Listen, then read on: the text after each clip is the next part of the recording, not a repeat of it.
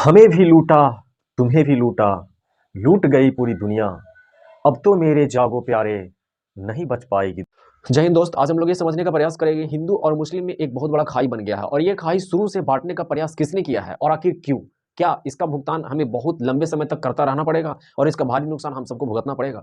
मेरे दोस्त, आपको ये समझना पड़ेगा और ये जानना पड़ेगा कि इंग्लैंड एक ऐसा देश है जिन्होंने बड़े-बड़े देशों पर राज किया है, जिन्होंने राज अमेरिका पर भी किया है और आज हम सब जान रहे हैं कि अमेरिका और रूस ताकतवर देश के रूप में जाना जाता है। पहली दुनिया और दूसरी दुनिया के नाम में रूप में अगर बोले तो अमेरिका पहली दुनिया और रूस दूसरी दुनिया के नाम से जाना जाता है। जितनी भी लड़ाइयाँ हुई है, जो शीत युद्ध के बाद 1945 से लेकर के 1991 तक रूस 15 देशों में टूट गया, वहां तक जो लड़ाइयाँ चली और अभी भी मैं कह रहा हूँ कि शीत युद्ध ये चल रहा है, उसमें कई देश बीच में आ गए और पिसा गए और बर्बाद हो गए। अभी यूक्रेन का हाल आप समझ रहे हैं। तो ये समझने से पहले आपको ये समझना पड़ेगा कि इंग्लैंड इंग्लैंड अमेरिका पर राज किया। अमेरिका पर राज करने से पहले आपको ये समझना पड़ेगा कि आखिर जब अमेरिका पर उन्होंने राज किया था तो उसको 13 भागों में बांट दिया था एकदम, जैसे कि यहाँ पर भी हमारा भारत पर भी राज किया है तो उन्होंने कई भागों में बांट दिया था, कई राज्यों में बांट दिया था, जैसे बिहार, बंगाल, उड़ीसा, ठीक कई प्रांतों में बढ़ गया था। तो वहां भी 13, है ना, पूरा अमेरिका को 13 भागों में 13 राज्यों में वो बांट दिया था। मेरे दोस्त, आपको समझने वाली बात यह है कि जब 13 राज्यों में बांट दिया था, लेकिन धीरे धीरे वो शिक्षित हो रहे थे, धीरे धीरे वो मतलब शिक्षा की ओर अग्रसर हो रहे थे। तो उन लोगों में एक चीज क्या हुआ अमेरिका में कि जो 13 भागों में बांटा था, सब जो बटे हुए थे ये सब लोगों से क्या लिया करता था? पैसा लिया करता था, टैक्स लिया करता था। तो लॉर्ड कॉर्नवालिस जब गया था इंग्लैंड से पैसा लेने के लिए, तो हुआ क्या था कि लॉर्ड कॉर्नवालिस को मार करके सब भेजा दिया, मारपीट करके उसको भेजा दिया, पैर हाथ तोड़ दिया, इसको बोला चले जाओ, ठीक है, जान से नहीं मारा। तो जब ये कॉर्नवालिस चला गया, अब देखिए हुआ क्यों, क्यों इन लोग सब एक हो गए।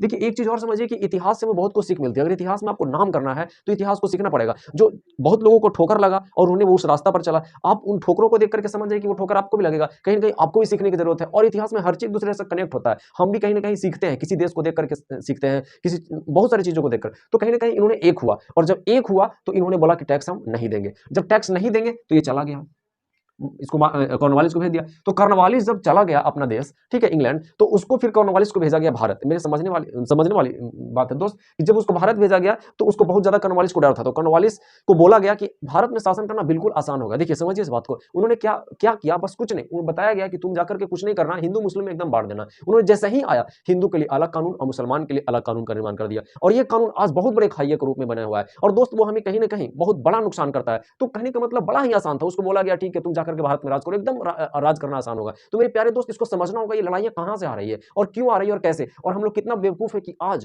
हिंदू मुस्लिम के चक्कर में कहने की लड़ाई हो रही है। तो खैर वो तो अलग बात है। जब इन्होंने एक हो गया तो फिर एक होने के बाद फिर इसके बाद वो बोला कि नहीं देंगे। तो उसके बाद फिर बहुत सारी अमेरिका के बारे में अगर आप डिटेल्स में पढ़ेंगे तो हम बताएंगे, अलग से इसमें वीडियो लाएंगे। उसका फिर एक बोस्टन का चाय पार्टी आता है। बोस्टन की चाय पार्टी जो हमला हुआ था, इसमें तत्कालिक कारण था स्वतंत्रता, उन्होंने अमेरिका को स्वतंत्र करने का काम किया और ये बहुत सारे थे स्टैम्प एक्ट यहाँ पे ला गए थे। और अमेरिका का कहना था कि इंग्लैंड द्वारा जो स्टैम्प एक्ट लाए जा रहे हैं, स्टैम्प एक्ट लाने के पीछे भी कई कारण थे। उन्होंने पहला कारण, जो मुख्य कारण ये था कि इंग्लैंड और फ्रांस के बीच सप्तवर्षीय युद्ध चला 1757 से लेकर 1763 तक। तो इस युद्ध में इंग्लैंड को भारी नुकसान हुआ था। तो उस भारी नुकसान को पूरा करने के लिए उन्होंने स्टैम्प एक्ट लाया था। तो अमेरिका का कहना था कि ठीक है आप स्टैम्प एक्ट ला रहे हैं तो मेरा आप जो वहां बना रहे हैं तो आपके संसद में जो पारित किया जा रहा है वहां पर मेरा कोई आदमी नहीं है, तो हम इसको नहीं मानते हैं, ठीक है। तो इस तरह से भी और भी स्टैम्प एक्ट का था। और बोस्टन की चाय पार्टी भारत से लेकर के चाय लेकर के जाता था, काफी मुनाफे में यहाँ बेचा जाता था। तो अमेरिका में एक बोस्टन बंदरगाह है, वहां पर ये मतलब वो बोला था कि ठीक है हम इसको जो चाय है उसको हम नहीं लेंगे, मतलब आपका चाय नहीं लेंगे। तो यहाँ पर जो तत्कालिक कारण था, लड़ाई झगड़ा था, बोस्टन की चाय पार्टी के नाम से जाना जाता है। और यही आंदोलन जो हुआ पूरा का पूरा अमेरिका में फैल गया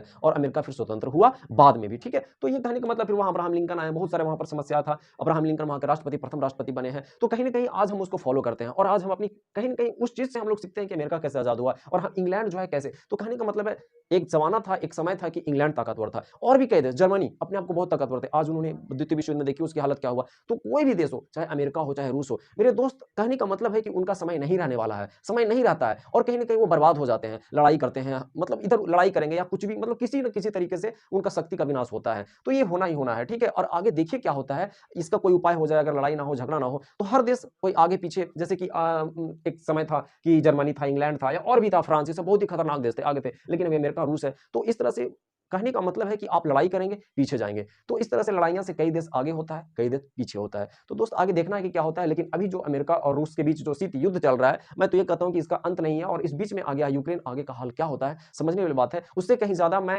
इतिहास को देख करके आपको बताना चाहता हूं कि इतिहास में क्या हो रहा है। इतिहास से आपको सीखने की जरूरत है और जागने की जरूरत है, नहीं तो हमें कहीं ना कहीं भारी नुकसान का सामना करना पड़ेगा। हिंदू मुसलमान देखिए, आया अंग्रेज, कैसे किस तरह से हम लोगों को बांट दिया और आज ही हम लोगों को भुगतान करना पड़ रहा है, कहीं ना कहीं हमें भारी नुकसान का सामना करना पड़ रहा है। तो हम लोग सब इंग्लैंड बहुत बहुत सब लोगों को चूसने का, शोषण करने का प्रयास किया है, उपनिवेश बनाने का प्रयास किया है। तो हमें हमारे यहाँ से बहुत कुछ माल लेकर के, कच्चा माल लेकर के, बहुत सारा चाय, बहुत मतलब मतलब कम से कम बहुत कई गुना, 200 गुना से भी अधिक गुना वो सामान को बेचा करता था। बहुत उसको बेनिफिट हुआ करता था। मेरे दोस्त, कहने का मतलब है कि प्रथम विश्व युद्ध में उन्होंने यहाँ से सामान तो ले ही गया, प्रथम विश्व में यहाँ से सैनिकों को भी ले गया, मजदूरों को ले गया, हर मतलब यहाँ से सामान ले जा रहा है आदमी, सब कुछ एकदम शोषण करने का प्रयास किया, पूरा का पूरा दम एकदम शोषित कर दिया। ठीक है, उसके बाद लास्ट में जब कुछ नहीं बचा तो भैया आजाद कर दिया। तो कहने का मतलब हमें जागने की जरूरत है और हमें एकदम एक सही राह पर चलने की जरूरत है। देखिए, इतिहास से सीखिए और समझिए। आज इतना ही, फिर मिलते हैं।